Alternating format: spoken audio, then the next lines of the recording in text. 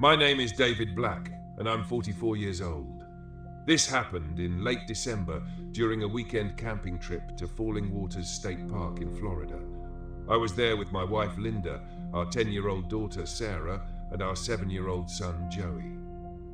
What started as an ordinary family trip turned into something I'll never forget, though sometimes I wish I could.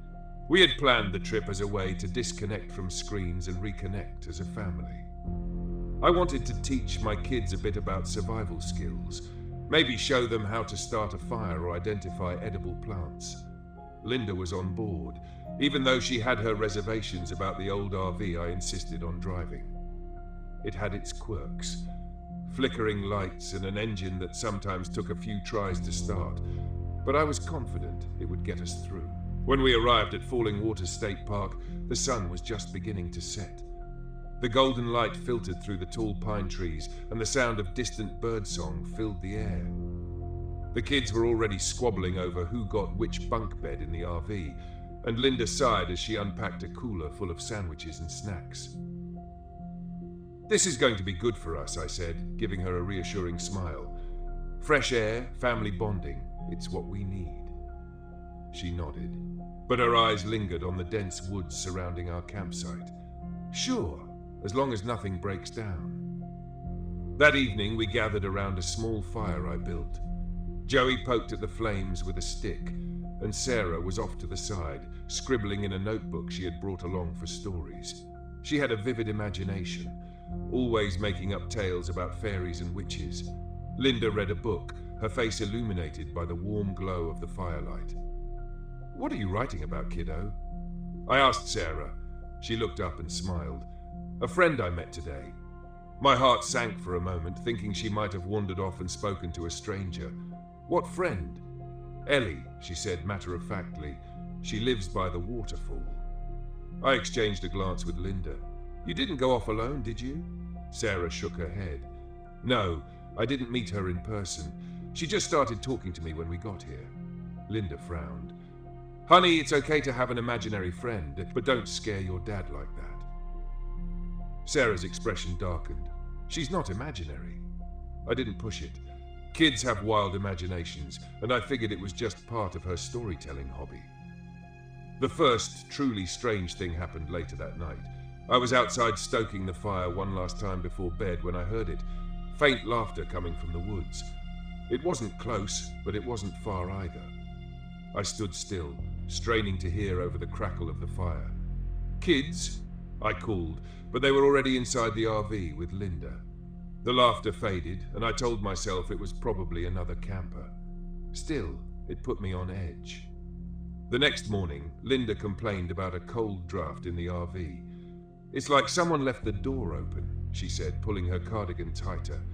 I checked the door and the windows. Everything was locked up tight. We spent the day hiking to the park's main attraction, the waterfall. Sarah was unusually quiet, lagging behind and glancing over her shoulder as if expecting someone to appear. Joey, on the other hand, was full of energy, running ahead and shouting, "Come on, slowpokes!"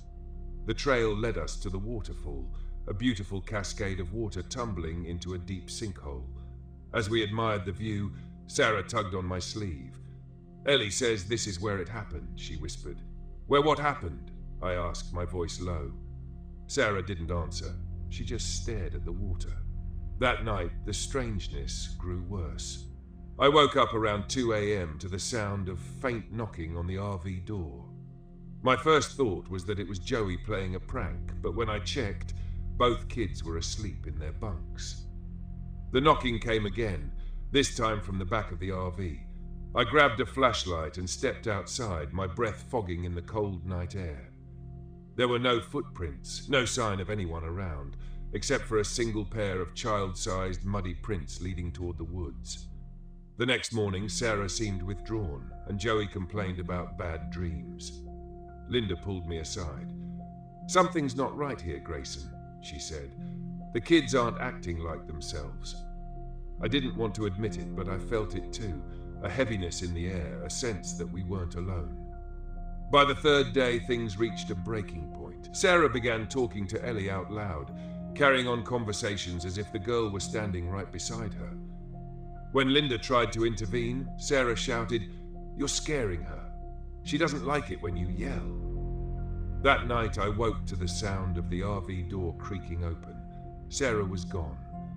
Panic surged through me as I grabbed a flashlight and followed her tiny footprints into the woods. I found her standing by the waterfall, her arms outstretched as if reaching for something. A faint figure stood in front of her, a young girl soaking wet, her hair hanging in tangled strands over her pale face. "Sarah!" I shouted. The figure turned toward me, and I froze. Her eyes were hollow black pits, and her mouth twisted into a scream that echoed through the woods. Linda arrived moments later, clutching Joey's hand. Together we pulled Sarah away from the water. The ghost didn't follow, but her presence lingered, oppressive and cold. Back in the RV, we tried to make sense of what was happening. Sarah, still dazed, murmured, "She's so lonely. She just wants someone to stay with her." I remembered the muddy footprints, the laughter, the feeling of being watched. "She's dangerous," I said. "We need to leave now." But the RV wouldn't start. The lights flickered, and the air grew colder. A loud bang came from the roof, followed by the sound of scraping metal. Linda clutched my arm. "What does she want?" "She wants Sarah," I said, my voice trembling. Linda suggested offering Ellie something to appease her. Sarah hesitated, then handed over a doll she'd brought along.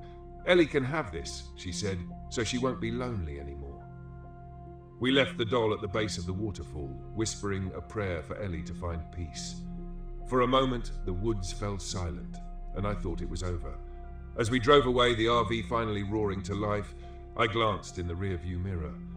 For a split second, I thought I saw Ellie standing at the edge of the woods, clutching the doll. Then she was gone. The kids were quieter on the ride home, and Linda seemed lost in thought. We didn't talk about what happened, not right away, but every now and then I catch Sarah staring out the window as if listening to someone I can't hear. And sometimes, when the house is quiet at night, I hear faint laughter just beyond the edge of the light.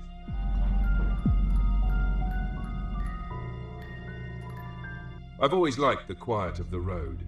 No one asking questions, no one poking into your business, just miles of highway, the hum of the engine, and the occasional crackle of a distant voice on the CB. But that night, somewhere on Route 50 in the middle of Nevada, the silence felt different. Too quiet, too heavy.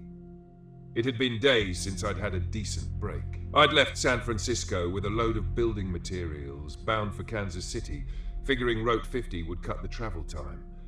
They call it the loneliest road in America, and I've driven it enough times to know why. For hours at a time, you don't see a soul, just endless desert dotted with mountains that never seem to get any closer. I was more tired than I wanted to admit, the kind of tired that sneaks up on you, where your eyelids grow heavy and the lines on the road start to blur. Normally I'd push through, but something told me to pull over this time. I glanced at the clock and decided to hit the next rest stop I saw. A quick nap, I told myself, and I'd be good as new. I felt a wave of relief when I spotted the weathered sign for a rest stop 2 miles ahead. The stop wasn't marked on my map, which was odd, but these old highways have plenty of places that don't show up anymore. The place looked like it hadn't seen a decent coat of paint in a decade.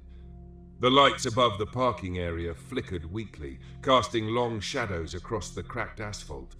A beat-up picnic table and a few rusted trash bins were all that marked the stop. The restroom building sat off to the side, its windows dark, and the air around it felt heavy, like it hadn't been disturbed in years. I pulled the rig into the lot and killed the engine. Silence settled in around me, pressing through the windows. I leaned back in the driver's seat, rubbing my face. I just needed a few hours of sleep and I'd be good to go. But before I could settle in, nature called. Typical. With a sigh, I grabbed my flashlight and climbed out of the cab. The night air was cold, much colder than I'd expected for Nevada, and the wind carried a strange scent, dry, with an underlying hint of something rotten. I wrinkled my nose but kept moving toward the restroom. The building was worse up close. Graffiti covered the exterior, but it wasn't the usual stuff, no names or crude drawings. These were symbols, spirals, triangles, strange geometric shapes I couldn't quite place. Some of them were carved deep into the wood, like they'd been there a long time.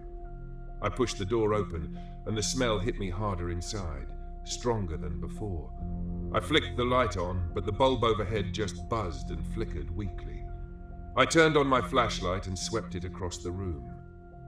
The place was empty, as I expected, but the walls were covered in more of those symbols, dozens of them, carved into the tiles, drawn on the mirrors. I did my business quickly, trying to ignore the feeling that those symbols were watching me, and made my way back out to the parking lot. That's when I saw the first figure. It was standing just beyond the reach of the flickering lights, a man in a heavy coat, his back to me, staring out into the desert. For a second, I considered calling out to him, but something about the way he stood there, so still, so quiet, made my gut twist. I stopped in my tracks, trying to decide if I should just get back in the truck and go. But the man didn't move. He didn't even seem to notice I was there. Maybe he was just another trucker, but I hadn't seen another rig on the road in hours. I took a step back toward my truck, keeping an eye on the figure. When I reached for the door handle, my fingers brushed something cold, too cold. I pulled my hand back, confused, and shone the flashlight on the handle. Symbols. Those same spirals and triangles scratched into the metal of my door. My heart started racing. I hadn't seen them there before. I would have noticed. I swallowed hard, scanning the lot, but the figure was gone, just vanished. I fumbled with the door, pulling it open and climbing back into the cab as fast as I could. I locked the doors and sat there, trying to steady my breathing, trying to shake off the feeling that something was terribly wrong. I'd driven across the country dozens of times, stopped in every kind of rundown, creepy rest stop imaginable, but nothing like this. The radio crackled to life suddenly, nearly making me jump out of my skin. For a second I thought it was just picking up static, but then a voice broke through, low, distorted. Frank. My heart skipped a beat. I snatched the CB mic. Who is this? Silence. I stared at the radio, waiting, but the voice didn't come back. I tried to convince myself I'd imagined it, that my mind was playing tricks on me, but the sound of my name, it was too clear. I glanced out the window again, half expecting to see the man in the coat, but the lot was empty. The only movement was the weak flicker of the overhead lights. Still, that rotten smell lingered, hanging in the air like a warning. I was about to start the engine and get the hell out of there when I noticed something in the rearview mirror. There was another figure now, standing near the restrooms. This one was closer. I couldn't make out their face in the dim light, but they were staring right at me, not moving, not blinking, just watching. Every instinct in my body screamed at me to leave, but when I reached for the ignition, the engine sputtered and died before it could even turn over. I tried again, nothing. The lights on the dashboard flickered weakly before going out altogether. Come on, I muttered, trying to stay calm. Don't do this to me now. I grabbed my phone to call for help, but there was no signal, no bars, no nothing. The figure was still there, closer now. Another figure appeared near the picnic table, and then another by the trash bins. They didn't approach, but they were closing in, little by little. My mouth was dry. I fumbled for the flashlight and shone it toward the restroom, hoping to get a better look at the figures. The beam of light cut through the dark, but when it hit the first figure, they were gone. Just gone. I swept the light across the lot, but all the figures had disappeared. Every single one. I didn't waste any more time. If my truck wasn't going to start, I'd fix it in the morning. For now, I just needed to get out. Out of here, on foot if I had to. I grabbed the toolbox from under the seat just in case and jumped down from the cab. That's when I noticed something else on the side of my truck. Etched into the paint was one of those symbols. Fresh. I could smell the metallic tang of scratched metal. It was the same spirals and triangles I'd seen in the bathroom, the same ones that had been on the door handle. The smell hit me again, stronger now. I turned, shining the flashlight toward the restroom, and that's when I saw it. The symbols were glowing, A faint, sickly light pulsed from the walls of the building. The carvings and scratches now alive with some kind of energy. The ground beneath my feet vibrated, a low hum building in my chest. I stumbled back toward the truck, my flashlight shaking in my grip, but the lights in the building grew brighter, casting long, flickering shadows across the lot. And then I heard the voice again. Frank. I whipped around, scanning the empty lot, but there was no one there. No figures, no man in the coat, just the voice, coming from nowhere and everywhere at once. Frank, you need to stay. I felt a cold sweat break out across my forehead. My pulse pounded in my ears, but I kept moving, trying to get back into the cab. But the symbols, they were on my truck now, glowing with the same eerie light. The handle felt like ice under my fingers. The wind picked up, howling across the lot, carrying whispers with it. Low, urgent voices layered on top of each other, impossible to understand, but they felt old, ancient. I was frozen in place, trapped between the truck and whatever the hell was happening in that restroom. The lights, the symbols, the voices, I didn't know what to make of any of it, but I knew one thing, I had to leave now. The truck groaned as I climbed back into the cab, and I turned the key one last time, praying it would start. The engine sputtered, coughed, and finally roared to life. Without another thought, I slammed the truck into gear and floored it out of the lot, the tires skidding on the cracked asphalt. The rest stop disappeared in the rearview mirror, the glowing lights and symbols fading into the distance. As I drove down the highway, my hands trembling on the wheel, I couldn't shake the feeling that I hadn't escaped. The silence of the road was back, but it wasn't the same. The weight of those symbols, the voice, it lingered, and I knew deep down that whatever was tied to that rest stop wasn't finished with me. I don't stop on Route 50 anymore, not after that night. Some places are better left in the past.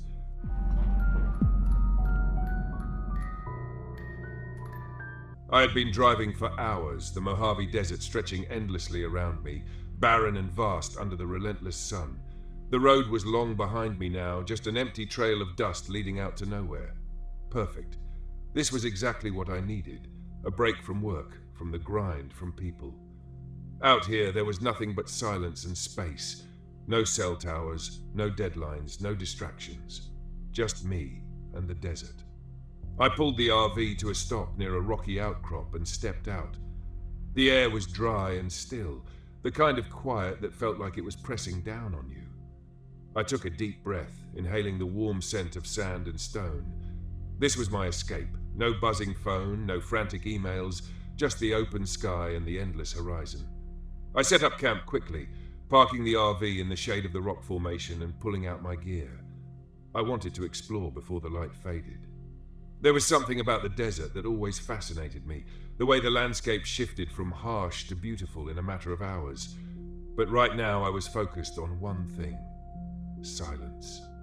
After weeks of being glued to my phone and running from meeting to meeting, the thought of being completely disconnected was a relief. No cell reception out here, no GPS signal, just me and the land. As I unpacked, I heard it, a faint sound, almost too soft to notice. A rhythmic beeping. At first, I thought it was something inside the RV, maybe an alarm or a piece of equipment malfunctioning. But after a quick check of my gear, everything seemed fine. The sound persisted, though, steady and faint like a pulse just beneath the surface. I stepped outside, trying to pinpoint where it was coming from, but the desert was quiet. The only sound was the faint wind rustling through the rocks. I brushed it off, assuming it was some distant echo of the RV's systems, and finished setting up camp. As the sun began to sink below the horizon, I felt that familiar sense of calm wash over me. This was why I came here, to escape, to let my mind breathe. But that night, the beeping came back. I was sitting by the campfire, watching the flames flicker against the darkening sky, when the sound returned, clearer this time. It was still faint, but persistent. A soft, rhythmic pulse, like something distant calling out. I stood, trying to shake off the uneasy feeling creeping up my spine. I wasn't the type to get spooked easily. Logic and reason were my tools, and they had served me well in the world of engineering. but there was something about the sound, something that felt wrong. I grabbed my flashlight and stepped away from the fire into the darkness. The desert stretched out before me, vast and empty. I started walking, following the faint sound. The rhythmic pulse grew louder as I moved away from the RV. For a while I saw nothing but sand and rock. The beeping seemed to fade, then grow louder again, like it was moving with me, always just out of reach. I kept walking, the beam of my flashlight cutting through the night. But every time I thought I was getting closer, the sound slipped away. Finally I stopped. My pulse was racing now, my breath coming in short, sharp bursts. The beeping had faded again, leaving me standing alone in the middle of the desert. The silence around me was heavy, almost suffocating. I turned back toward the RV. The fire still glowed faintly in the distance as I walked. The beeping returned, faint but steady, like a distant heartbeat. The next morning, the sound was gone. The desert was still quiet, as if nothing had happened. I told myself it was just my mind playing tricks on me. Isolation could do that. The vast emptiness of the desert, the absence of any familiar sounds, it could mess with your head. I decided to hike further out, hoping to clear my mind. The landscape stretched endlessly in every direction, the sun already beating down on the sand. I grabbed my gear, making sure I had plenty of water, and started walking toward a rocky ridge I had spotted in the distance. Halfway there, I saw him. A man walking toward me from the opposite direction, his figure small against the endless desert. I hadn't expected to see anyone out here. This was a remote area, far off the beaten path. As the figure grew closer, I could make out an older man, his clothes worn and dusty, his face lined and weathered from the sun. "Hey!" I called out, raising a hand as we approached each other. The man nodded, his eyes distant, almost vacant. "You camping out here alone?" he asked, his voice hoarse. "Yeah, just me," I said, a little taken aback by his bluntness. "I've been walking for days," he said, his eyes scanning the horizon. "You heard it yet? The signal?" I blinked, unsure if I had heard him right. "The signal?" He nodded, his expression grim. "You'll hear it. Once you hear it, you can't get it out of your head. I've been following it for days. It doesn't stop." A chill ran down my spine. "What are you talking about?" The man glanced around nervously, as if the desert itself was listening. "There's something out here. Something that's been broadcasting for years. It gets inside your head. Starts with the beeping. Then it gets louder. You'll see." I stared at him, unsure of what to say. He looked dehydrated, sunburned, like he'd been wandering the desert for days without rest. I offered him some water, but he shook his head and started walking again, heading back the way he came without another word. I stood there, watching him disappear into the distance, his words echoing in my mind. Once you hear it, it doesn't stop. That night, the beeping was louder. I couldn't ignore it anymore. The sound pulsed through the silence, steady and rhythmic, like it was coming from somewhere deep beneath the earth. I tried to sleep, but every time I closed my eyes, the sound was there, burrowing into my mind. I couldn't take it anymore. I grabbed my gear, flashlight, GPS, water, and set out into the desert. I had to find the source. I had to know what was causing the sound. The desert was pitch black, the sky filled with stars. My flashlight cut through the darkness, the beam dancing across the rocks and sand as I followed the beeping. It was louder now, almost frantic, like it was pulling me towards something. The GPS was acting strange, flickering in and out, as if the signal was being disrupted. But I kept moving, my footsteps crunching in the sand. The beeping grew louder with every step. After what felt like hours, I saw it. A structure, half buried in the sand. A bunker or a weather station, long abandoned. The beeping was deafening now, emanating from somewhere inside. I hesitated, standing at the entrance of the bunker. The door was ajar, rusted and creaking in the wind. Everything in me screamed to turn back, to leave and forget about the sound. But I couldn't. The signal was pulling me in. I stepped inside. The air in the bunker was stale, suffocating. My flashlight flickered as I moved through the narrow corridor, the walls lined with rusted equipment and old faded maps. The beeping was louder now, echoing through the metal walls, vibrating in my chest. At the end of the corridor, I found a small room. In the center, there was an old radio tower, its equipment still faintly powered by some unknown source. But that wasn't what caught my attention. On the walls were symbols, strange, intricate markings that looked like they had been carved into the metal. They spiraled outward, converging on the radio tower as if they were feeding into it. In the corner of the room, I found a journal. Its pages were yellowed and brittle. The entries were short, scrawled in frantic handwriting. They talked about the signal, how it started with the beeping, how it got louder, how it never stopped. "It gets inside your head," one entry read. "It's not just a sound, it's alive." As I read, the beeping shifted, turning into a high-pitched screech that pierced through my skull. I dropped the journal, clutching my head as the sound rattled through my brain. It wasn't just a signal. It was something more, something that had been waiting, broadcasting, pulling people in. I had to get out. I stumbled out of the bunker, the sound still ringing in my ears. The desert spun around me. I ran, my legs weak, my mind spinning. The landscape warped, the rocks and sand shifting as if the desert itself was alive, moving with the signal. When I finally made it back to the RV, I collapsed inside, my head pounding. The beeping was now a constant, dull hum in the back of my mind. I left the desert the next morning, driving as fast as I could. The beeping was still faint but persistent. I didn't look back. Even now, days later, back in the city, I can still hear it. A faint, rhythmic pulse in the back of my mind. Always there, always calling me back. The signal isn't done with me yet.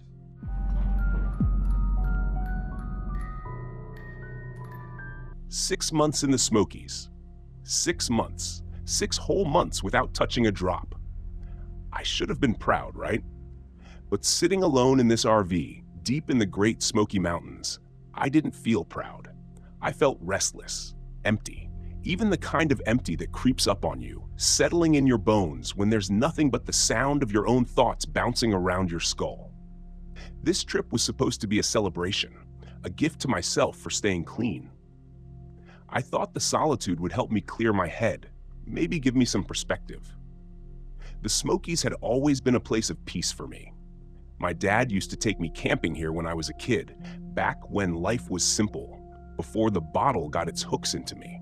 I pulled out my phone, flicking through pictures of those old trips.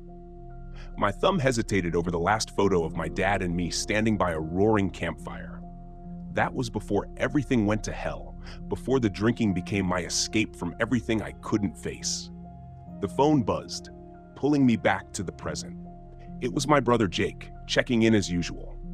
"Hey man," he said when I answered. "How's the trip? You hanging in there?" Jake was always the responsible one, clean-cut, married with kids, a steady job. He'd been my lifeline after the wreckage of my addiction.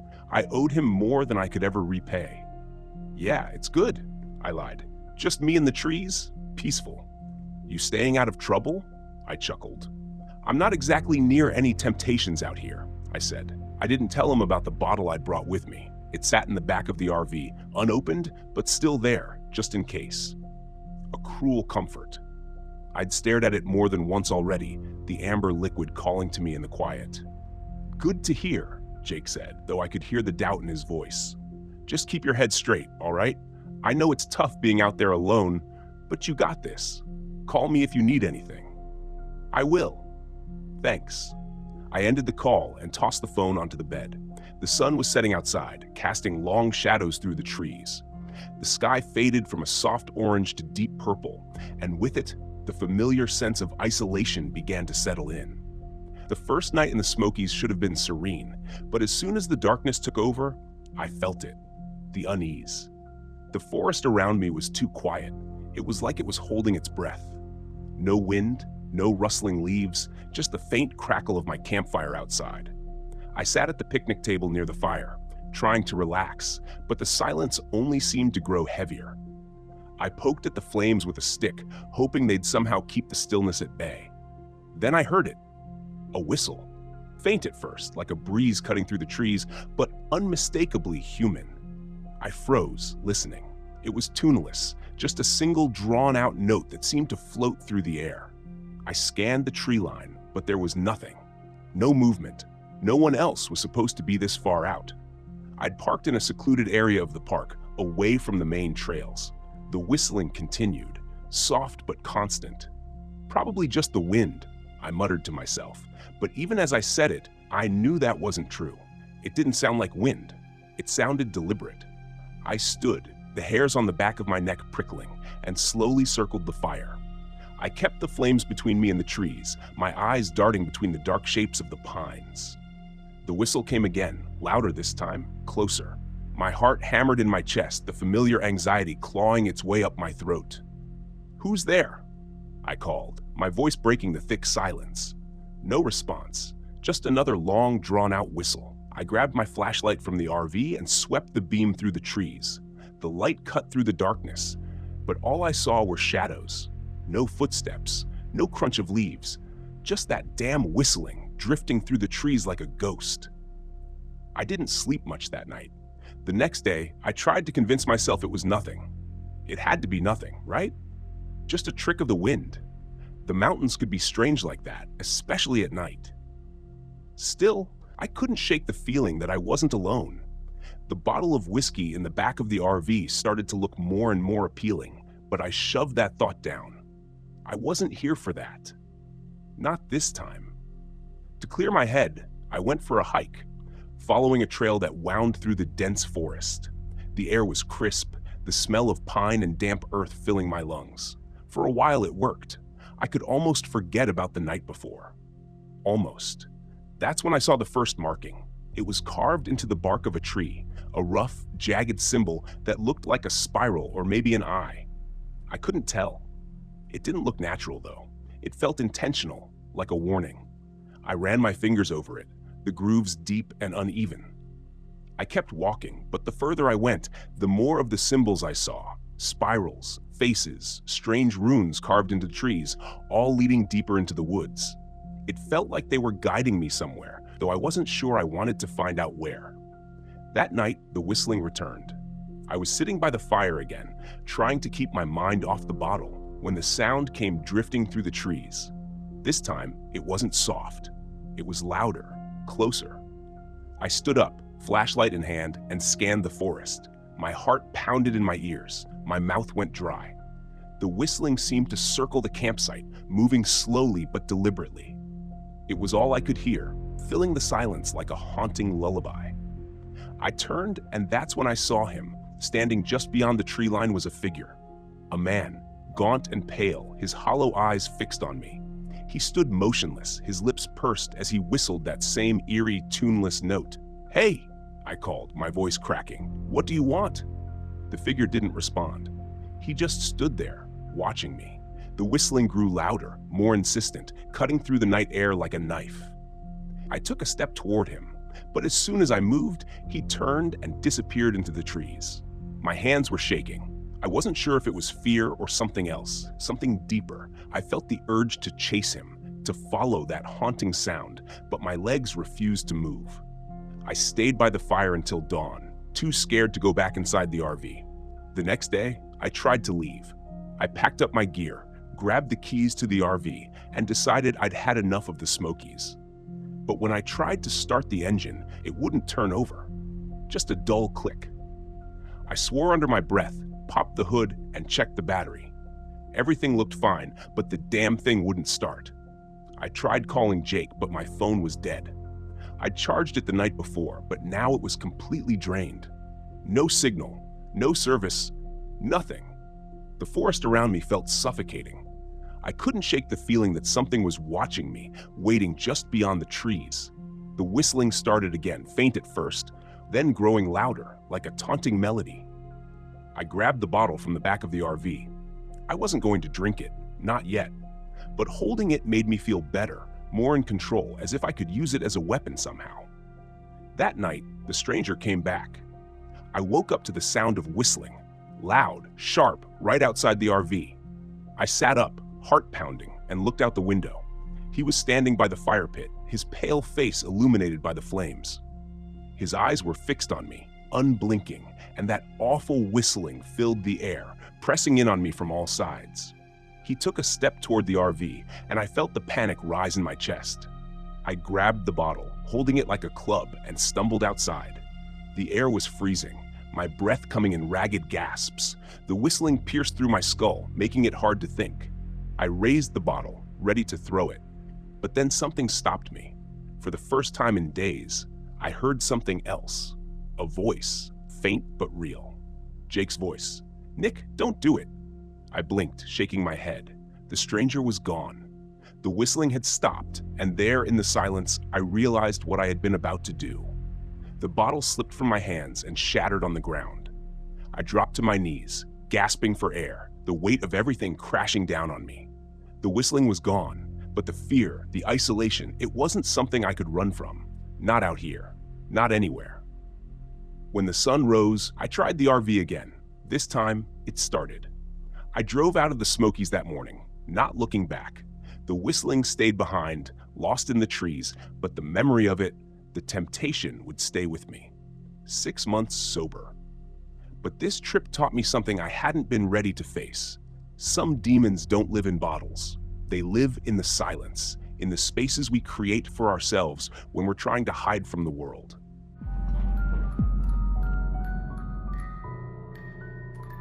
I hadn't planned on staying at Stillwater Grove. The campground wasn't even marked on my map, just a small patch of green near the edge of Shawnee National Forest. But as I drove down the empty forest road, I saw the sign. Old, weathered wood with the words Stillwater Grove Campground carved into it. It felt like an invitation, one I couldn't resist. I'd been on the road for weeks, photographing wildlife for a personal project I'd picked up after quitting my job. The last few months had been a blur of long drives, lonely campsites, and an overwhelming need to be anywhere but back in the city. I didn't miss my corporate job or my ex. What I did miss was the feeling that I knew what the hell I was doing with my life. Stillwater Grove seemed perfect, quiet, isolated, and right by the lake. It would give me the break I needed, some peace before heading back into the real world.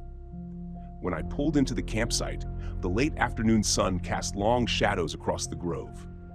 The air was still, the only sound being the gentle lapping of water against the shore. A single RV sat on the far side of the campground, a distant figure moving near it. Otherwise, it was just me. I parked my RV near the edge of the lake, the water glistening under the fading light. After setting up camp, I grabbed my camera and headed toward the shore, hoping to catch the sunset. As I stood there, framing the perfect shot, a voice startled me. "Beautiful, isn't it?" I turned to see a woman standing a few feet away, her face half in shadow. She had an otherworldly kind of beauty, pale skin, long dark hair, and eyes that seemed to take in everything. "Yeah," I replied, lowering my camera. "It's peaceful." She smiled. "It always is here. I'm Ellie, by the way." "Nick," I said, shaking her outstretched hand. Her skin was cold, like she'd been standing in the shade for too long. "You camping here too?"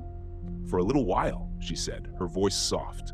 "I come here every now and then, can't stay away." Her words sent a shiver down my spine, though I couldn't explain why. I wasn't used to talking to people much anymore. The solitude had become my comfort zone, and something about Ellie felt out of place. "You here for the fishing?" I asked, trying to make small talk. She shook her head. "No, just the lake, the quiet." We stood in silence for a moment, watching the sun sink behind the trees. The sky turned shades of pink and orange, the water reflecting the colors like a mirror. I raised my camera, snapping a few shots, and when I looked back, Ellie was gone, just like that. I glanced around, but there was no sign of her. The other RV was still parked at the far end of the grove, but there was no movement. I chalked it up to her being quick on her feet, though it left me feeling oddly unsettled. That night, I couldn't sleep. The wind had picked up, making the trees outside rustle against each other like whispered secrets. I rolled over in bed, trying to find a comfortable position, but something felt off. The RV was too cold, colder than it should have been. I checked the thermostat, but everything seemed normal. Still, the chill lingered. I grabbed a blanket and tried to force myself to sleep. That's when I heard it. A faint sound, barely audible at first, like a woman's voice carried on the wind. I sat up, listening, but it was gone. Just my imagination, I thought. Long days alone in the woods will do that to you. But then I heard it again. This time it was clearer, a soft, melodic humming coming from outside. I climbed out of bed, grabbing my flashlight. My breath fogged up in the cold air as I stepped outside the RV, scanning the campsite. Nothing, just the stillness of the lake and the trees swaying gently in the wind. But the humming persisted, coming from near the water's edge. I walked toward the shore, the beam of my flashlight dancing over the ground, and that's when I saw her. A woman in white, standing at the edge of the lake, her back to me. Her long, dark hair hung loose down her back, swaying slightly as she hummed that haunting tune. "Ellie?" I called out, my voice shaking.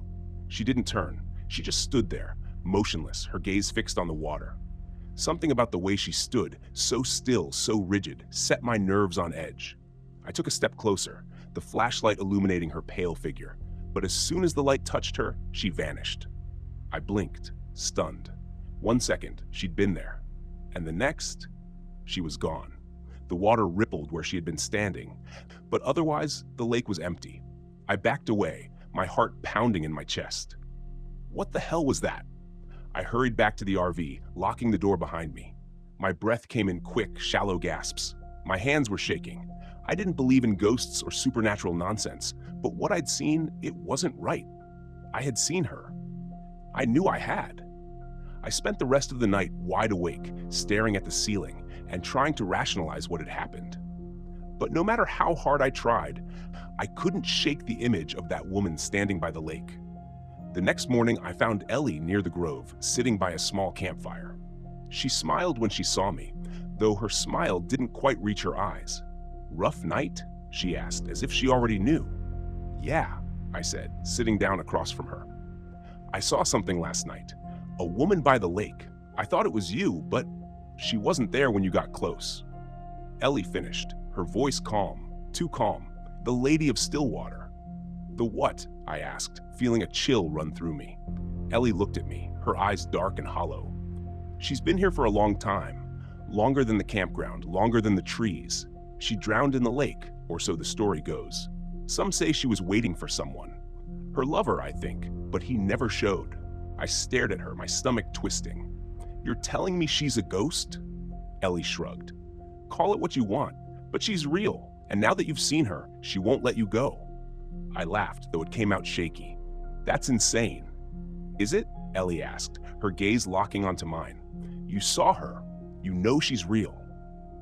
I opened my mouth to argue, but the words died in my throat. I had seen her, and it hadn't been a trick of the light or my imagination. Something had been there, something that shouldn't have been.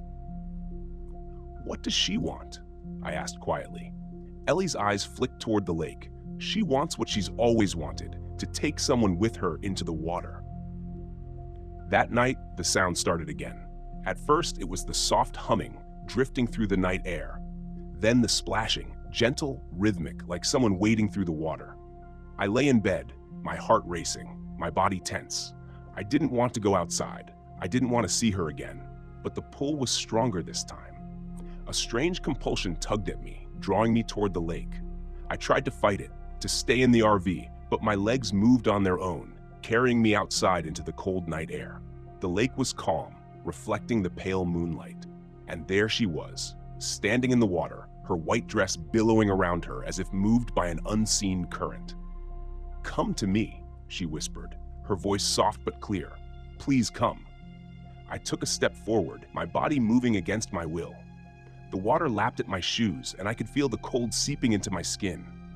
"Come with me," she said again, her voice almost pleading now. "I've waited so long." I fought to resist, to break free from whatever force was drawing me in, but my feet kept moving, the water now up to my knees, freezing cold.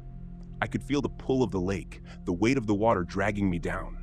Suddenly, a hand grabbed my arm, yanking me back with such force that I stumbled onto the shore. Ellie stood beside me, her face pale, her grip strong.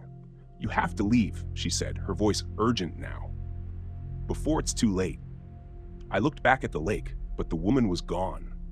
The water was still, as if nothing had happened. "What the hell is happening?" I gasped, my breath coming in shallow bursts. Ellie's expression was grim. She's marked you now. If you stay, she'll take you. You have to go." I didn't argue. I packed up my things, my hands shaking, adrenaline coursing through my veins. Within minutes, I was back in the RV, starting the engine and pulling out of the campsite as fast as I could. As I drove away, I glanced in the rearview mirror. Ellie stood at the edge of the grove, watching me go, her face unreadable. And behind her, just barely visible in the mist, was the Lady of Stillwater, her pale eyes following me, waiting for me to return. I didn't look back again.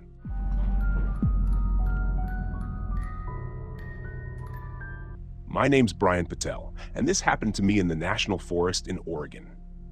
I grew up in Portland and spent most weekends hiking the trails with my dad. After he passed away, I kept the tradition alive, even though the solitude wasn't quite the same. I wasn't the sentimental type, but being out there brought some quiet to my otherwise loud, chaotic life as an electrician. That particular weekend, and I'd planned a 2-day solo trek, something to clear my head and test out some new gear. I wasn't an ultralight fanatic or anything, but I liked keeping things minimal. Just me, the trail, and whatever nature threw at me. My route started at Timberline Lodge and cut through some backcountry trails that didn't see much traffic. It was early morning when I set out, a thermos of black coffee in one hand and a map in the other. The first few hours were uneventful. The trails were damp from rain earlier in the week, and the scent of pine mixed with the occasional waft of mushrooms kept things pleasant. Around noon, I passed an older couple hiking with trekking poles. They waved but didn't stop to chat, which was fine by me. Solitude was the point. It was late afternoon when I noticed the first odd thing. I'd stopped at a clearing to refill my water from a nearby creek. The silence was too perfect. No birds, no rustling, nothing. It wasn't unusual for animals to scatter when a human came stomping through, but this was eerie, like the forest was holding its breath. I joked to myself that maybe I'd finally reached that perfect peace people were always yapping about in self-help books. As I climbed higher into the denser part of the forest, the feeling lingered. Every so often, I'd hear a snapping twig or see a flash of movement out of the corner of my eye, but I chalked it up to squirrels or deer. That changed when I reached the ridge. There was a campsite up there, or at least what was left of one. A collapsed tent lay flattened against the dirt, its poles bent at odd angles. Gear was scattered around like someone had emptied a backpack in a panic. What caught my attention was the cooler, one of those sturdy, bear-resistant kinds. Its lid was wrenched open, and deep claw marks gouged the plastic. I didn't recognize the pattern. It didn't look like bear claws. Whatever did it had talons. I poked around cautiously. A jacket with a name tag, Franklin, hung on a low branch, ripped down the middle like someone had tried to peel it off. That's when I saw the blood. Not a lot, but enough to know something had gone wrong. My stomach tightened. I didn't consider myself squeamish, but the combination of the silence and the blood made the air feel heavier, like it was pressing down on me. I didn't linger. I wasn't about to play hero and investigate further, but I also didn't want to turn back the way I'd come. The campsite had a bad vibe, and if someone was injured, I wasn't eager to meet whatever or whoever had caused it. I decided to push forward toward a secondary trailhead about 5 miles out. It wasn't on my original route, but it would get me out of there quicker. The trail narrowed as I descended into a gully. Thick undergrowth swallowed most of the light, and the temperature seemed to drop. My boots squelched in the damp earth as I pushed past ferns that slapped against my legs. About halfway down, I caught a foul odor, like rotting meat mixed with damp fur. My first thought was a dead animal, maybe a cougar kill left to rot, but it was strong enough to make my eyes water. Then I heard it, a low, deep rumbling noise that didn't sound natural. It wasn't a growl, but it wasn't mechanical either. It reverberated through the trees, making it impossible to pinpoint the direction. My fight or flight instincts kicked in, and I chose the third option, freeze. I crouched low, scanning the trees, my heart hammering in my chest. The noise came again, closer this time, followed by the crunch of heavy footsteps. I forced myself to move, creeping forward as quietly as possible. The trail curved ahead, and just as I rounded the bend, I saw it, or at least part of it. A massive, hulking shape loomed through the trees, crouched over something on the ground. Its limbs were grotesquely long, the joints bending in ways that didn't make sense. It had patches of wiry fur mottled with bare, pale skin. What struck me most was its posture, like a predator that had evolved to ambush. I stayed hidden behind a tree, trying not to breathe. Whatever it was feeding, its movements jerky and almost insect-like. The thing was tearing into something unrecognizable, its talons slicing through flesh with surgical precision. My stomach churned, and I fought the urge to retch. The smell was overwhelming. A sudden snap of a branch underfoot betrayed me.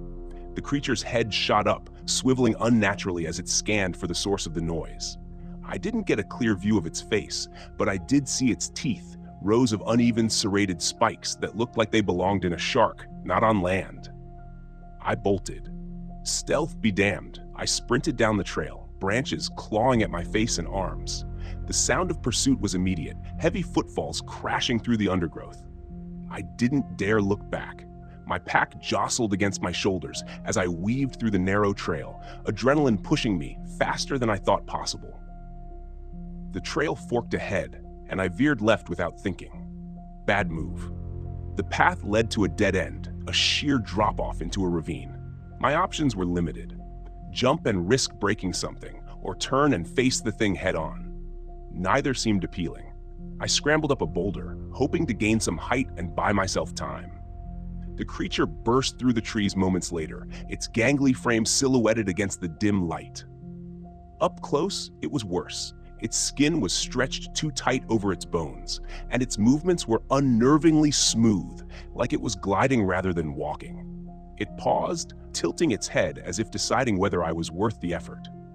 I fumbled for the small knife in my pocket, knowing it was more symbolic than anything.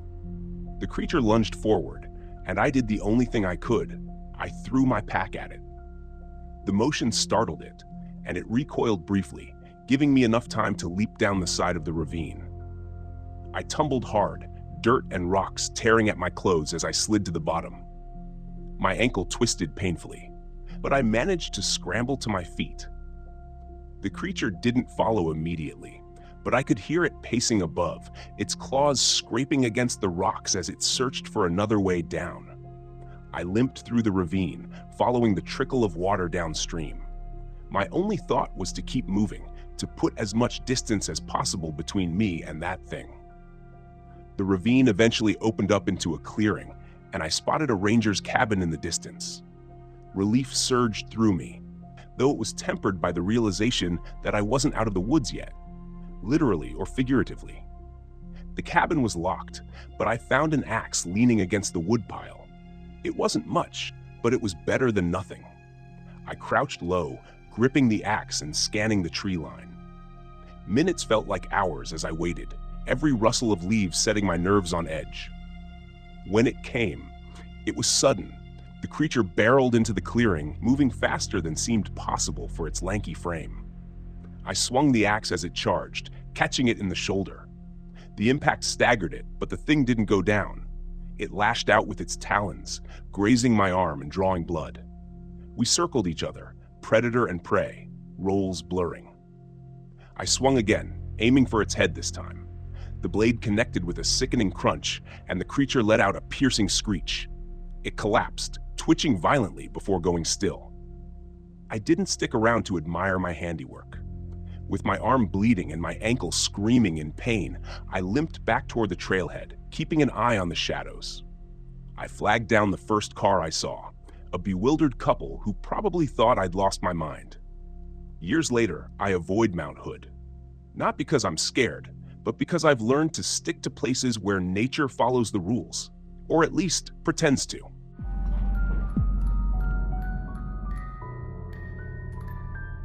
I'm going to be honest with you. Being a cop in a small town isn't glamorous. It's not like the movies where every day is a shootout or a high-speed chase. It's mostly handling neighbor disputes over where someone's fence ends or someone's dog barking too much. My name's Lucas Giroux, and I've been wearing the badge for 9 years here in Chesterville, Louisiana. Population about 2,000, give or take. I love this town. It's quiet, peaceful for the most part, and I like that.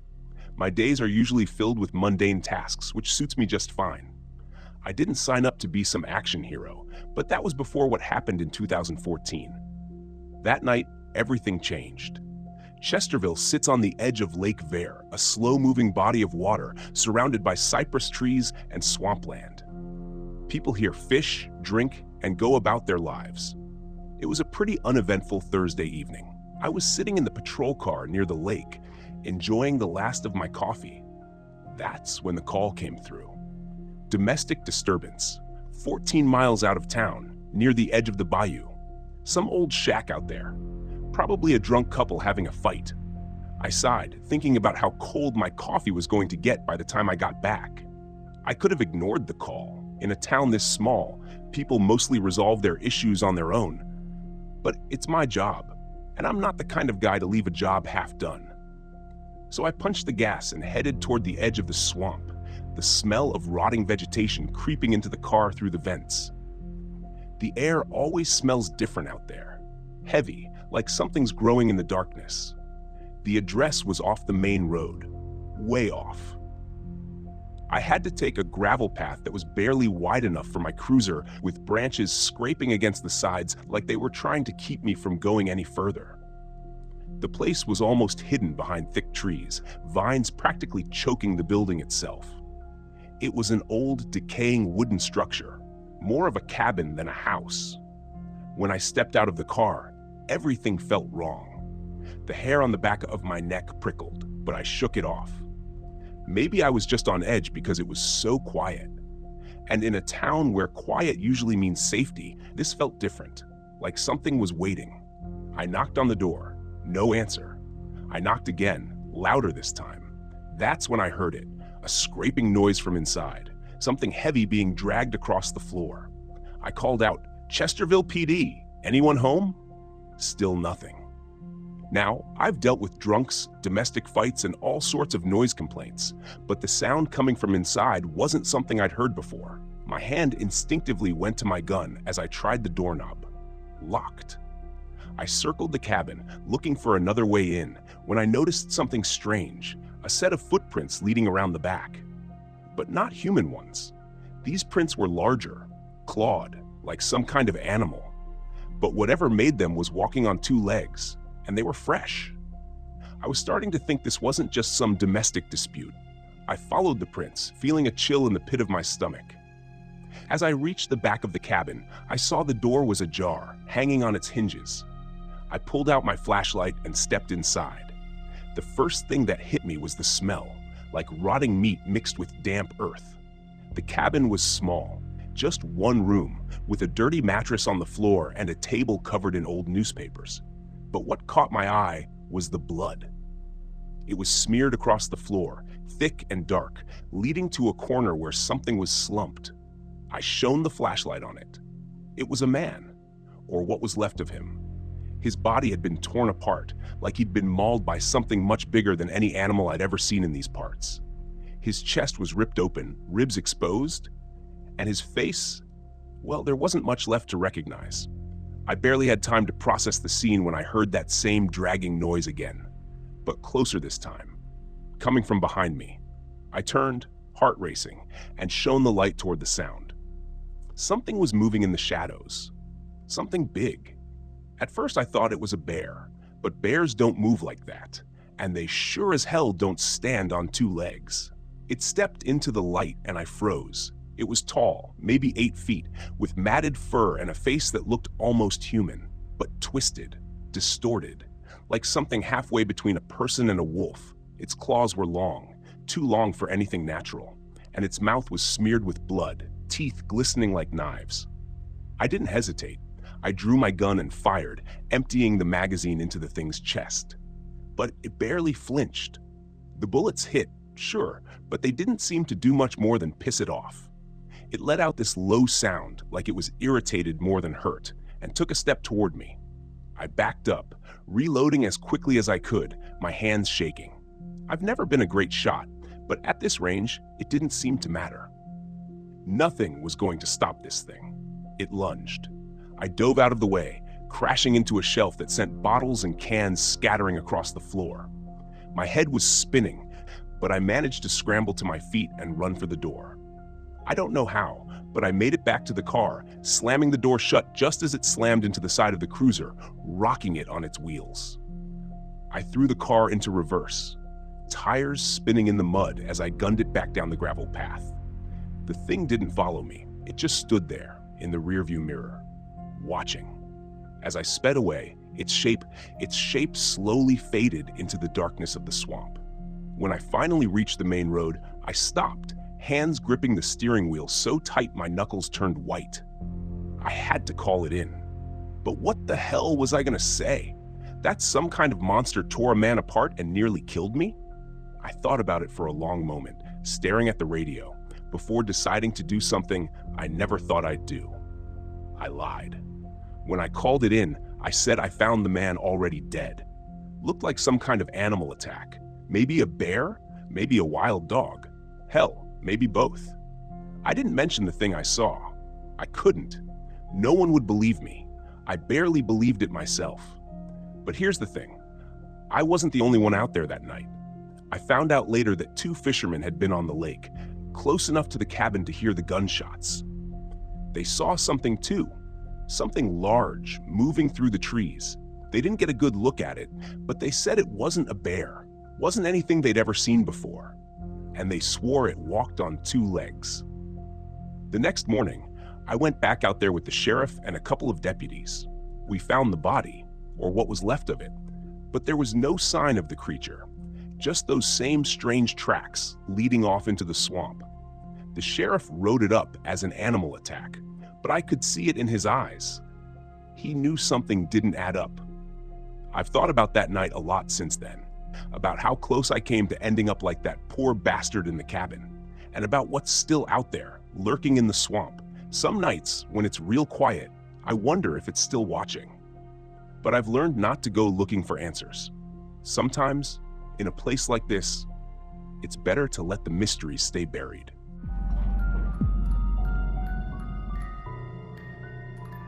The fog was thicker than I'd expected. I pulled my RV into a secluded clearing in Pisgah National Forest and stepped out into the damp air, the smell of wet earth heavy in my nose. Everything was muffled, as though the forest was holding its breath. The trees were shrouded in mist, their trunks fading into the gloom, and the trail I had heard so much about was hidden somewhere out there, waiting for me. I'd come here to find something unique. My vlog had been stagnating, and I needed a fresh angle. A fellow hiker had mentioned an unmarked trail, a path that didn't appear on any maps, one that locals said disappeared and reappeared as though it had a life of its own. Perfect. If I could document it and film the mystery, my audience would eat it up. I grabbed my camera and set it up, filming a quick introduction. Hey everyone, it's Nate here, and I'm in the middle of the misty Pisgah National Forest, about to track down the infamous Vanishing Trail. Legend says this path comes and goes, and people who wander too far down it don't come back. Let's see if that's true. I packed up my gear and set off into the fog. The forest was silent, the only sound my boots crunching on the damp leaves. I had a GPS in my pocket, just in case, but I didn't plan to use it unless things got really bad. I wanted to go off the grid, find this mysterious trail, and see if there was anything to the rumors. I'd always been a skeptic. Ghost stories and folklore were fun to tell around a campfire, but not much else. As I walked, the fog thickened, swallowing the trees. It clung to my skin, cold and heavy. It wasn't long before I found the first strange marker, a stone slab jutting from the ground, its surface covered in symbols, strange spiraling shapes that didn't look like any language I knew. I filmed it, talking into the camera as I described the find. This looks like something from an old burial ground, but there's no mention of this on any maps. Really makes you wonder what else is out here, hidden beneath the fog. I kept moving, the trees closing in tighter. The trail I was following became fainter, more overgrown, and soon it was little more than a game trail, barely wide enough to follow. I pushed forward, keeping my camera rolling. But after another hour of hiking, the trail simply disappeared. One moment, there had been a clear path, and now it was gone, swallowed by the forest. The mist curled around the trees, thick and almost suffocating. But I was certain I'd been on the right trail. I checked my GPS, but the signal flickered weakly. The screen showed that I was in the middle of nowhere. No path, no landmarks, just a blank screen with a blinking dot. Me, standing alone in the fog. "Okay," I muttered. "You've dealt with worse." I turned back the way I'd come, but the forest looked different now. The trees seemed closer together, the undergrowth denser. The fog was disorienting, and I had to rely on instinct to retrace my steps. The GPS was useless. I kept walking, scanning the ground for signs of the trail, but there was nothing. I was starting to feel uneasy. That's when I heard it. Footsteps, not mine. I froze, listening. The sound came from deeper in the forest, slow, deliberate footsteps crunching on the leaves. I turned, scanning the fog, but there was nothing, just the swirling mist. Then, out of the gloom, a figure emerged. An older man, his clothes tattered and damp, his eyes wide and vacant. "Hey," I called, my voice echoing through the stillness.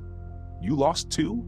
The man looked at me for a moment, then shuffled forward. He seemed off. His clothes were torn, his face pale, and there was a distant look in his eyes, like he wasn't entirely there. "I've been walking for days," he said, his voice hoarse. "The trail, it keeps changing." "Are you okay?" I asked, stepping toward him. He shook his head. "No one's okay out here." I frowned, feeling a cold knot of fear tighten in my stomach. "What do you mean?" "The trail, it moves. I've seen it, watched it disappear and reappear. It's not just a path, it's the forest. It doesn't want us to leave." I stared at him, my mind racing. This guy was either delirious or onto something. Either way, I didn't like the way he was talking. "Look," I said, pulling out my GPS. "We can find our way back." The man glanced at the GPS, then back at me. "It won't help. The forest is messing with it." I didn't believe him. I couldn't. I was a rational guy, and this was just a forest. I'd get us back to my RV, get him some help, and be done with it. But as we walked, things got stranger. The mist thickened, wrapping around the trees like a living thing. The forest seemed to shift with every step. What had been an open path a moment ago was now choked with brambles. When I looked back, the trees seemed to loom closer, twisting into unfamiliar shapes. The man, whose name I learned was Eli, grew more agitated with every passing minute. "It's watching us," he muttered. "It knows we're here." "Who's watching?" I asked, growing impatient. "The forest," he said, his voice barely a whisper. "It's alive, and it's been here long before we were." I ignored him, focusing on the GPS, but even that was failing me. The screen flickered, the signal cutting in and out. At one point, it showed me standing on a clear path, but when I looked up, there was nothing but trees. Thick, twisted trees that looked like they had grown there for centuries. We kept walking, the fog growing thicker, pressing in on us. The air felt heavy, almost suffocating, and then the whispers started. Faint at first, like the wind through the leaves, but then more distinct voices calling out from the mist. "Nate?" I froze, my heart hammering in my chest. "Did you hear that?" I asked. Eli nodded, his eyes wide. "It's calling us, the forest." I tried to shake it off, tell myself it was just the wind, but deep down I knew that wasn't true. The voice had spoken my name. We came across a backpack tangled in the branches of a tree, high above our heads. It was old, covered in dirt and torn, but when I climbed up to retrieve it, I found fresh supplies inside, water, food, like someone had packed it yesterday. I felt a chill run down my spine. How had it gotten there?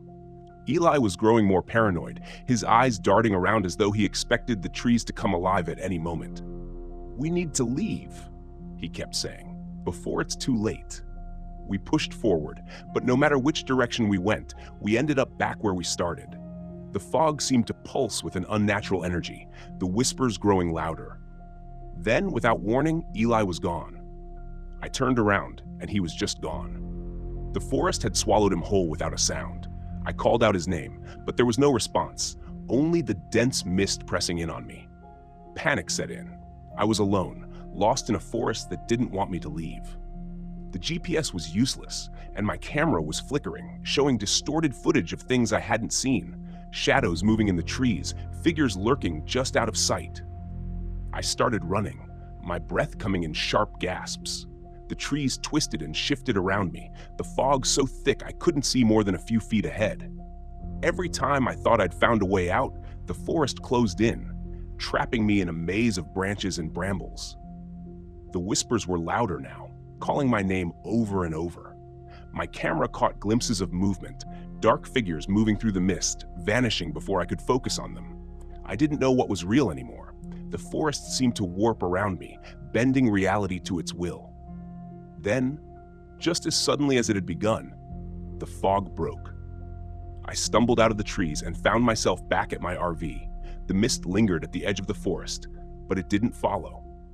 I didn't wait. I grabbed my keys, threw my gear into the RV, and drove off, my hands shaking on the wheel. I didn't stop until I was miles away, the forest a distant memory in the rearview mirror. Back home, I reviewed the footage. I expected to see the horror I'd witnessed, the proof of the vanishing trail and the strange shifting forest. But the videos showed nothing. The trail looked normal. The mist wasn't as thick, and Eli wasn't in the footage at all. It was like he'd never existed. I tried to tell myself it had been a bad trip, that my mind had played tricks on me, but deep down, I knew the truth.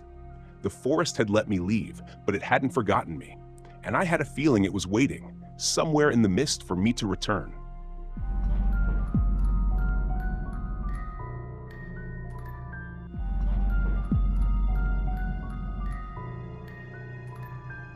I pulled the RV off the narrow, dusty road and into the shadow of Dead Man's Gulch. The engine sputtered to a stop, and for a moment I sat there in silence, staring out at the barren valley stretching before me.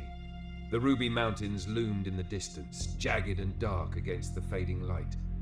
This was exactly what I wanted: isolation, quiet, and a place where the world couldn't find me. The RV had become my escape after Laura died.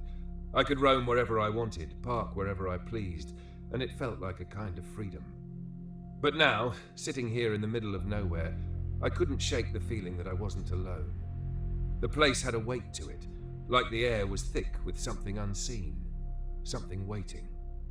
I climbed out of the RV and stretched, the dry desert air biting at my skin as the temperature dropped with the setting sun. Dead Man's Gulch was as desolate as it sounded.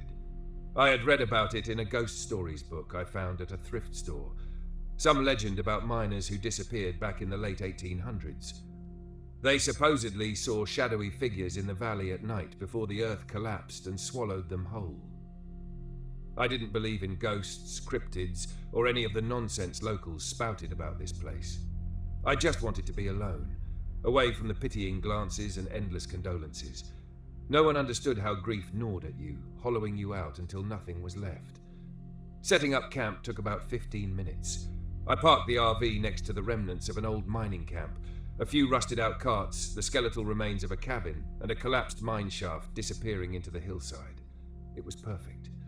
No people, no distractions. Just me, the desert, and the stars. By the time I finished dinner, canned chili, nothing fancy, the sun had dipped below the horizon. I sat at the small table inside the RV, staring at the book in front of me, filled with old tales of ghost sightings and strange disappearances, most of them from around here. The locals called it the Phantom of the Mines, a shadowy creature that haunted the valleys, stalking anyone who got too close to the abandoned shafts. I flipped through the pages, skimming over accounts of miners swearing they'd seen something dark moving in the fog just before disaster struck. I shook my head and closed the book. Ghosts, shadows, it was all nonsense. Laura would have laughed at the idea. She'd never been scared of anything. Not the woods, not the wild. She was fearless. But I wasn't Laura. As I cleaned up, the RV's lights flickered. I paused, glancing at the ceiling. The lights steadied again, and I let out a breath I hadn't realized I was holding. Just a glitch, I told myself. The RV was old. Things broke. But the air suddenly felt colder. When I glanced out the window, I swore I saw movement. Something shifting in the darkness just beyond the headlights. I stepped outside, the crunch of gravel under my boots the only sound. The night was still. Too still. the kind of quiet that presses down on you. I scanned the area, the beam from my flashlight cutting through the shadows. Nothing moved, just rocks, dirt, and the skeletal remains of the old mining camp.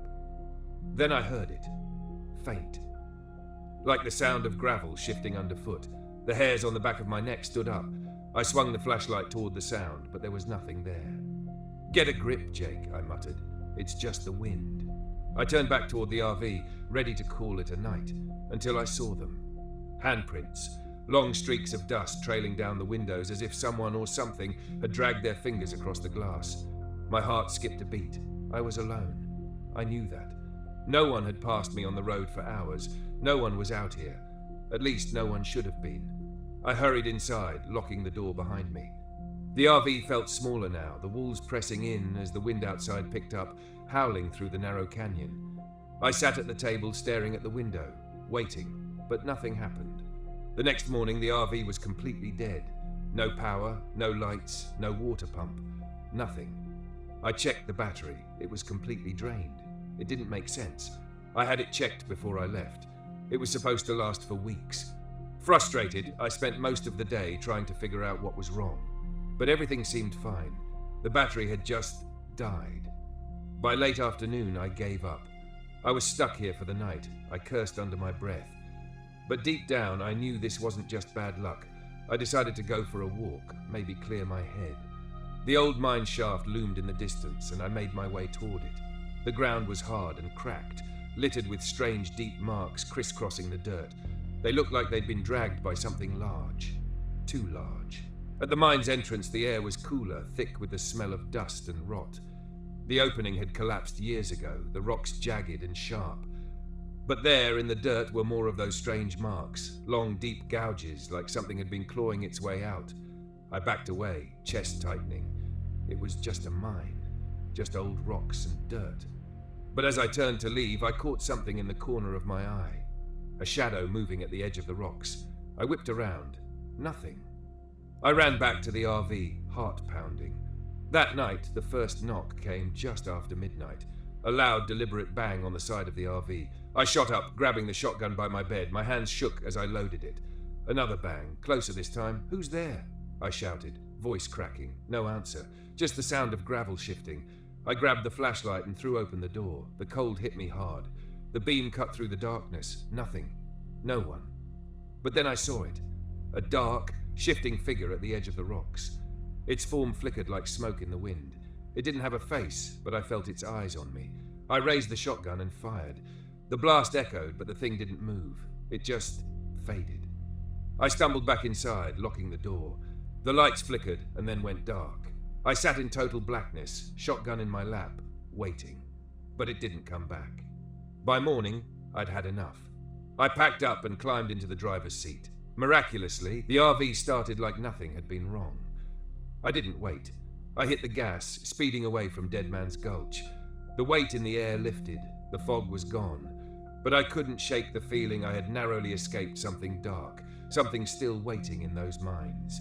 And as I drove, I kept checking the rearview mirror, just in case.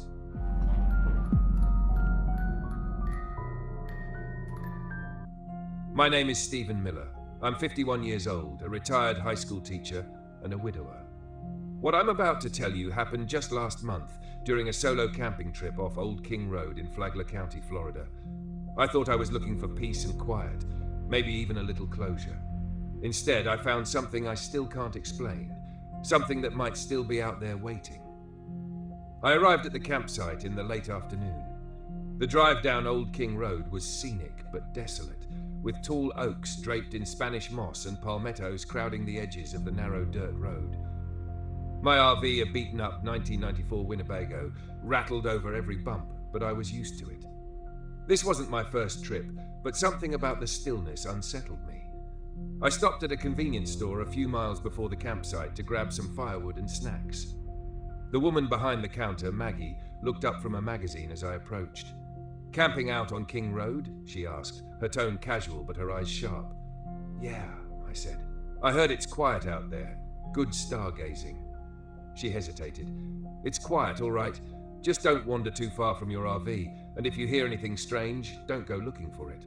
I laughed it off, but her words stayed with me as I drove the final stretch to the campsite. The sun was low, and I parked near a pond. The water was dark and still, the air smelling of damp earth and decaying leaves.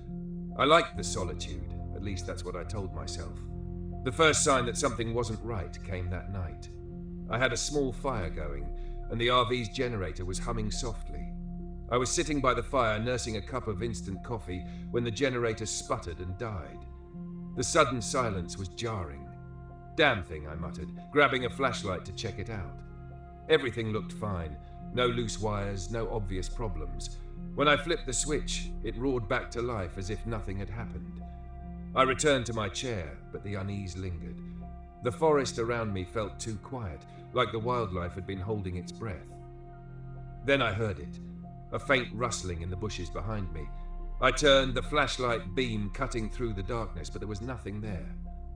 Probably a raccoon, I thought, but I couldn't shake the feeling that I was being watched.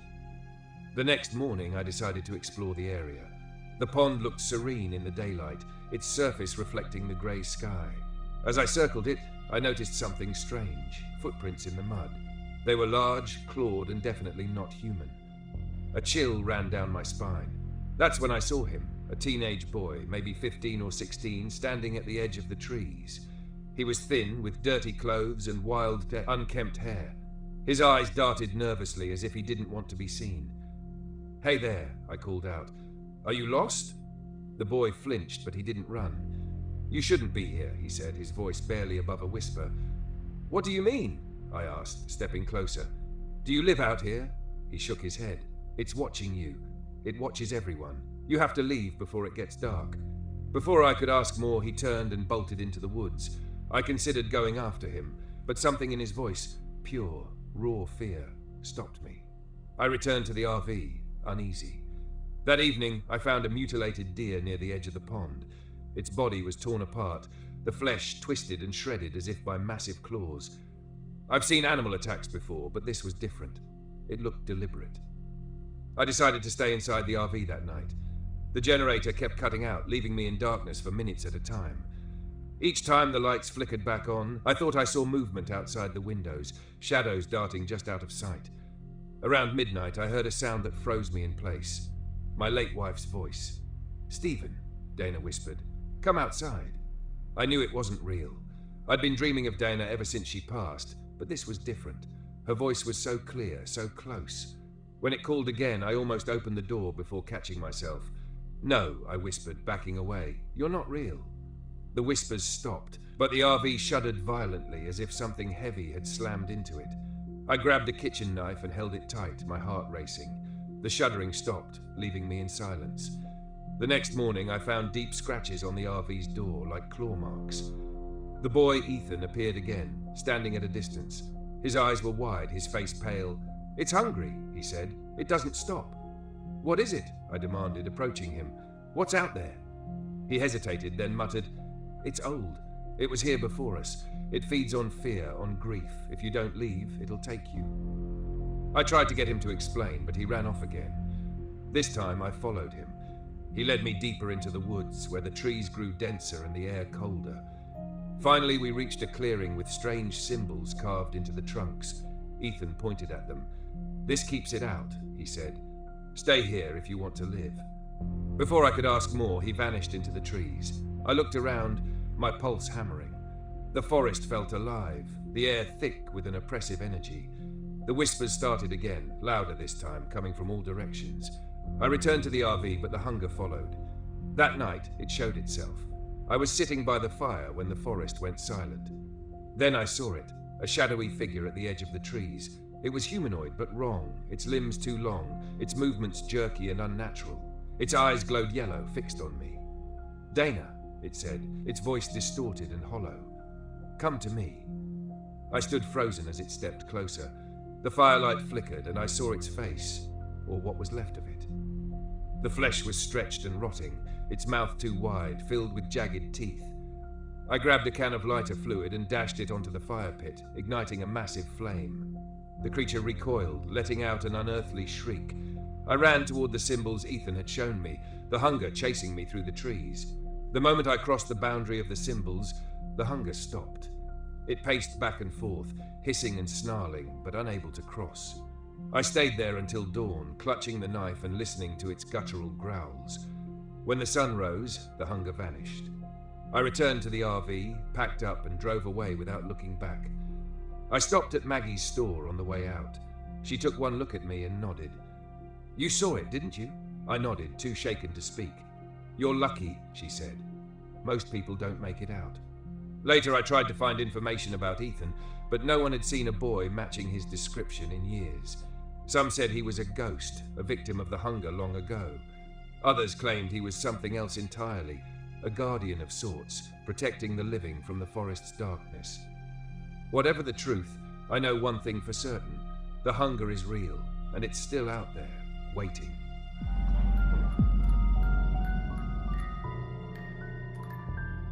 My name is Kenneth Warren. I'm 42 years old, and this happened a few months ago when I decided to take a break from the life I'd been barely holding together. My wife Jenna passed away last year, and the silence of my empty home had become unbearable. I'd always loved music. It's what I taught for years. But after she died, I couldn't bring myself to pick up a guitar. So I bought an RV and decided to travel, hoping to find something, anything, that would help me feel alive again. That's how I ended up at Big Shays State Park in Florida. I'd read about the park's rapids, the largest in the state, and thought their roaring, chaotic beauty might inspire me to compose again. What I didn't know was that the silence I'd been running from would find me there, in the voices of the dead. I pulled into the park just before dusk. The forest was dense and quiet, save for the distant roar of the rapids. The ranger station was empty, but I found a map pinned to the bulletin board outside. It marked a few trails and campsites, one of which was near the riverbank. That's where I decided to stay. As I set up my RV, a ranger approached, a woman in her 30s wearing the usual khaki uniform and a wide-brimmed hat. Her name tag read Laura. "Camping alone?" she asked, her tone polite but laced with concern. "Yeah," I said, trying to sound casual. "Just needed some peace and quiet." Laura nodded but hesitated. "The rapids can be unpredictable. Be careful if you hike near the water." She paused, glancing toward the tree line. "Some people say you can hear voices out there at night. Probably just the water playing tricks, but it can be unsettling if you're not used to it." I smiled, more amused than unnerved. "Thanks for the warning." Laura didn't return the smile. "Just don't wander too far." With that, she left, her words hanging in the cool evening air. After dinner, I sat outside the RV with my guitar, strumming idly as the last light faded from the sky. The sound of the rapids was louder now, a constant rush that drowned out the usual nighttime symphony of crickets and frogs. For the first time in months, I felt a flicker of inspiration. Maybe this trip wasn't such a bad idea. Then I heard it, a faint giggle like a child's, carried on the wind. I froze, my fingers stilling on the strings. It was faint, almost drowned out by the river, but unmistakable. I scanned the tree line, but there was nothing there. "Hello?" I called, my voice sounding too loud in the quiet. No answer, just the river and the faint rustle of leaves. I told myself it was nothing, just an echo or my imagination playing tricks, and went inside to sleep. That night, I dreamed of Jenna. She was standing by the river, her back to me, humming the lullaby she used to sing when we were younger. I tried to call out to her, but no sound came from my lips. When I woke, my cheeks were wet with tears. The next morning, I decided to hike one of the trails that wound along the river. The air was crisp, and the sunlight filtered through the trees in golden streaks, but the unease from the night before lingered. I couldn't shake the feeling that I was being watched. About halfway down the trail, I noticed something odd, small footprints in the mud, too small to belong to an adult. They ran alongside my own for a few steps before veering off toward the river. There were no other campers around, and the sight sent a chill down my spine. As I followed the trail, the roar of the rapids grew louder, almost deafening.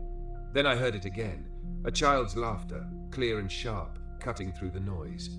I stopped in my tracks, my heart pounding. "Who's there?" I called. Again, no answer. Shaking my head, I pressed on, determined to reach the riverbank. When I got there, I found something even stranger, a small, moss-covered doll lying on the rocks. Its face was faded and weathered, but its eyes seemed to glint in the sunlight, almost as if they were watching me. I picked it up, examining it closely. As I turned it over, a faint melody began to play, a music box tune, soft and haunting. My breath caught in my throat. The tune was the same lullaby Jenna used to hum. That evening, I couldn't shake the melody from my head. It felt like the forest was closing in, the shadows growing longer, the air heavier.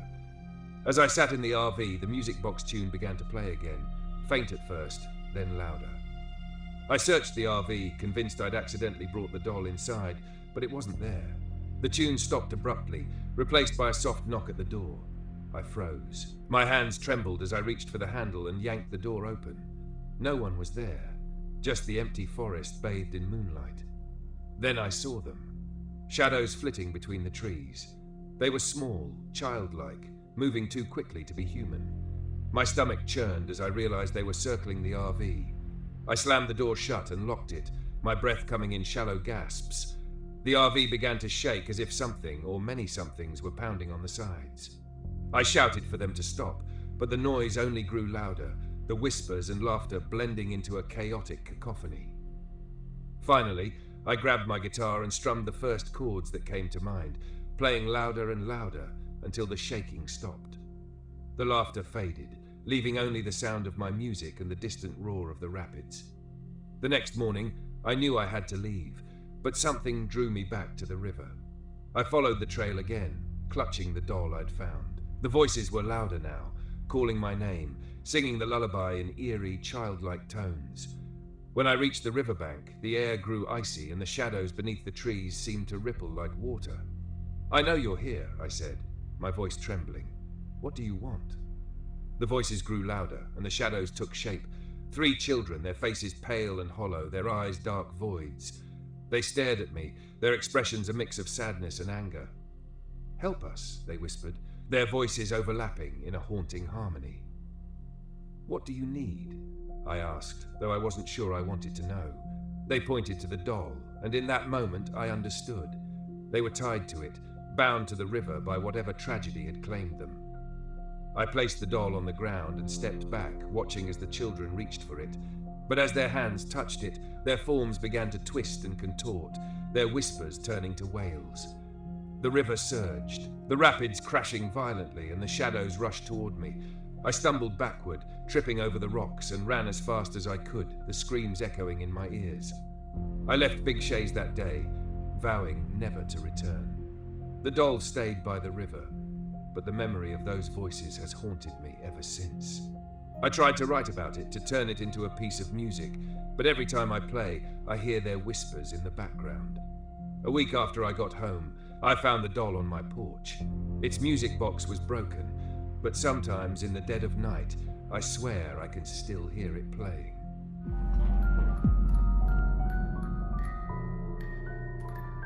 My name is Jason Ellis, and I'm 37 years old. What I'm about to tell you isn't some tall tale for clicks or likes. It's the truth, even if I can't prove it. This happened in the summer of last year, deep in the heart of Hockomock Swamp, Massachusetts, a place some people call the heart of the Bridgewater Triangle. I went in as a skeptic, thinking I'd spend a week documenting my survivalist skills for my blog. I came out broken, both physically and mentally, and I'm still not sure if I escaped at all. It started with an idea I'd had for months: test my skills by surviving 7 days alone in one of the most notoriously haunted places in the country. I didn't believe in ghosts or monsters. I thought the stories were just folklore blown out of proportion. So I packed my gear, tent, GPS, water purifier, knives and my GoPro, and drove to the edge of the swamp. The first thing you notice in Hockomock Swamp is the silence. No bird song, no rustling leaves, just the occasional drip of water and the squelch of mud underfoot. It was oppressive, but I chalked it up to the swamp's natural atmosphere. By late afternoon, I found a clearing to set up camp. As I hammered stakes into the soggy ground, I felt it, the sensation of being watched. I glanced over my shoulder several times, but there was nothing but dense trees and mist. "Get a grip," I muttered, shaking off the unease. That night, I built a small fire and recorded my first blog entry. I talked about the swamp's history, how the Wampanoag people believed it was a place of great spiritual power, and how locals whispered about strange lights and creatures. As I spoke, the words felt heavier than I expected, like they carried a weight I didn't understand. I fell asleep to the crackling of the fire. When I woke up, the fire was out, and something felt off. As I stepped outside the tent, I froze. Bare footprints surrounded my campsite. They were human-like but too large, with long claw-like toes. Maybe a prank, I whispered, though the words felt hollow. Who would trek this far into the swamp just to mess with me? And why wouldn't I have heard them? I brushed it off, deciding to explore further into the swamp. My GPS flickered in and out, forcing me to rely on a map. Around midday, I stumbled upon something bizarre, a crude shrine made of animal bones and sticks perched on a stone slab. The air around it was colder, almost suffocating. I took a few photos and moved on quickly, feeling an inexplicable dread. That night, as I edited footage by the fire, I noticed my knife was missing. I searched the tent, my backpack, nothing.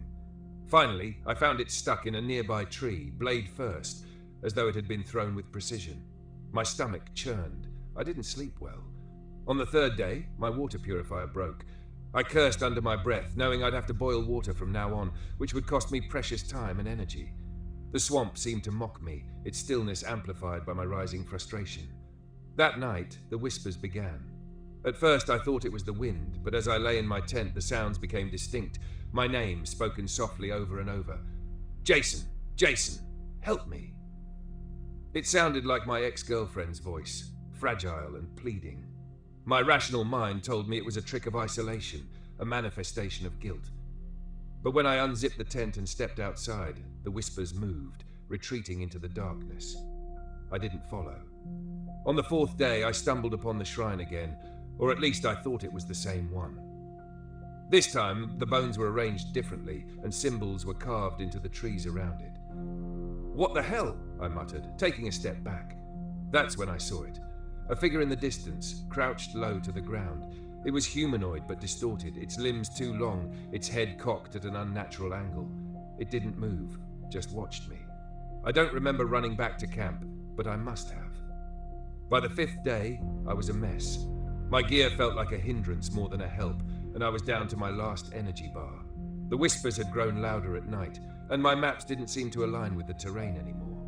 I was lost. That evening, as I boiled water over a dwindling fire, I heard a branch snap. I turned and saw it, the figure from before, now closer. Its face, it was my face, but wrong, stretched and twisted. Leave me alone, I shouted, throwing a rock at it. The creature didn't flinch, instead it mimicked my voice. Leave me alone. I backed into the tent, clutching my knife like a lifeline. Desperation clawed at me. On the sixth day, I tried to retrace my steps to the edge of the swamp, but every path seemed to loop back to the shrine. I felt trapped, like the swamp itself was conspiring against me. That night, the entity grew bolder. It slashed at my tent, tearing through the fabric like paper. I scrambled out, swinging my knife wildly, but the creature danced just out of reach. It was toying with me. On the final day, I decided I had nothing to lose. I gathered dry branches and doused the shrine in lighter fluid. As the flames roared to life, the swamp seemed to shudder. The entity appeared again, screaming. Not a human scream, but a guttural, animalistic roar. It charged at me, its claws slicing across my arm as I stumbled backward. I swung my knife blindly, connecting with something solid. The creature shrieked and disappeared into the shadows. I ran. When I finally emerged from the swamp, I collapsed into the arms of a search and rescue team. I'd missed my check-in by 3 days, and they'd been combing the area. They didn't believe me about the creature. My footage was corrupted, and the photos I'd taken of the shrine were blurred beyond recognition. But sometimes late at night, I hear it, the whisper. My name. The swamp didn't let me go. It just gave me a head start.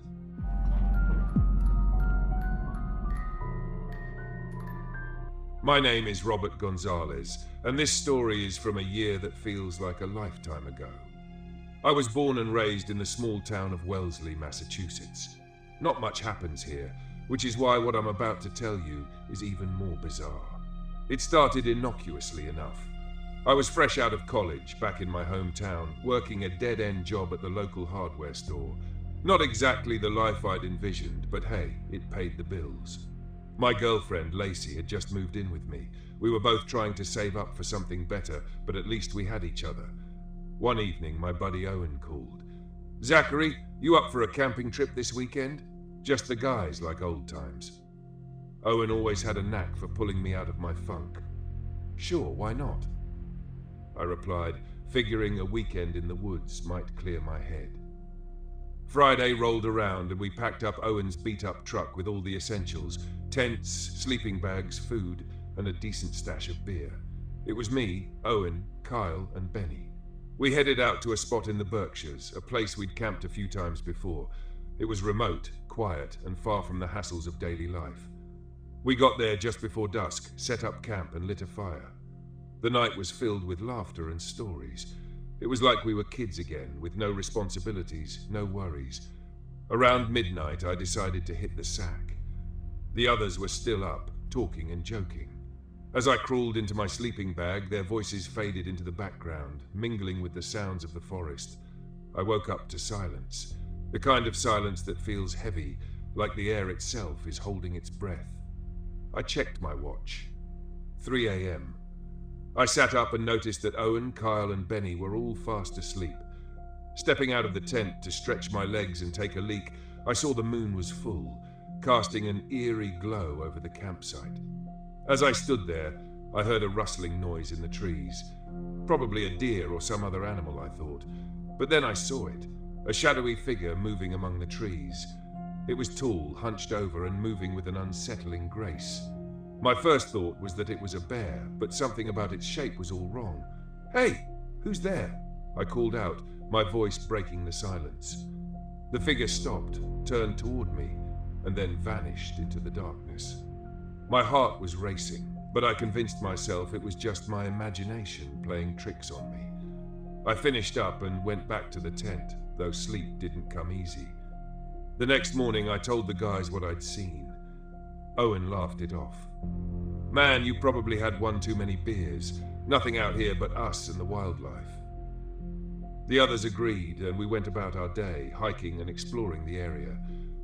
But I couldn't shake the feeling that something was off. That night, things took a turn for the worse. We were sitting around the fire again, talking about old times, when we heard a blood-curdling scream.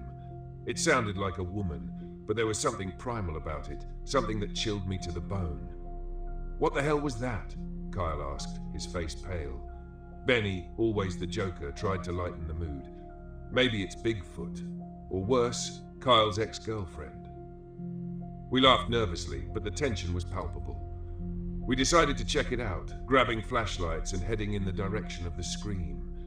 The woods were dense, and the beams of our flashlights barely penetrated the darkness. After about 10 minutes, we came across a small clearing. In the middle of it was a deer, or what was left of one. It had been torn apart, its insides strewn across the grass. "Oh my God," Benny whispered. "What could have done this?" Kyle asked. "Mountain lion, maybe?" Owen suggested, though he didn't sound convinced. We heard another rustle in the trees, and all our flashlights swung toward the sound. The figure was back. Standing at the edge of the clearing, it was taller than I'd realized, easily 7 feet, with long, matted hair and glowing eyes that reflected the light from our flashlights. "Run!" I shouted. We bolted back toward the campsite. The creature let out a low, guttural sound that made my blood run cold. We didn't stop until we were back at the fire, panting and wide-eyed. "We need to get out of here," I said, trying to catch my breath. "Agreed," Owen said. "Let's pack up and leave, now." We scrambled to gather our things, tossing them haphazardly into the truck. The forest around us seemed to close in, the shadows growing deeper and more oppressive. Just as we were about to get in the truck, Benny screamed. We turned to see the creature standing at the edge of the campsite, its eyes locked onto us. Without thinking, I grabbed the hatchet from my pack and hurled it at the creature. It let out a roar and retreated into the woods. "Drive!" I yelled. Owen didn't need to be told twice. We sped down the dirt road, the truck bouncing over the rough terrain. The moonlight flickered through the trees, casting eerie shadows on the windshield. We drove for what felt like hours until we reached a small town. Finding a diner that was still open, we stumbled inside, disheveled and shaken. The waitress, an older woman with a kind face, looked at us with concern. "You boys look like you've seen a ghost," she said, pouring us coffee. "Something like that," I muttered. We told her a sanitized version of what had happened, just enough to explain why we were so rattled. She listened, nodding occasionally. "You know, there are old legends about these woods," she said. "Stories of creatures that aren't quite human. Most folks dismiss them as just that, stories. But you never know." We spent the rest of the night in a cheap motel, too afraid to sleep. The next morning we drove back to Wellesley in silence, each of us lost in our own thoughts.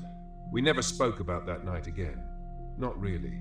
It was like an unspoken pact, a way to keep the fear at bay.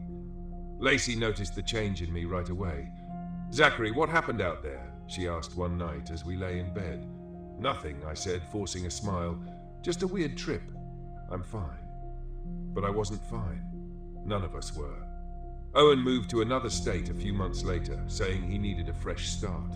Kyle and Benny drifted away, their laughter and jokes now tinged with an edge of unease. As for me, I stayed in Wellesley, but I never went camping again. I sold my gear, got a new job, and tried to put that night behind me.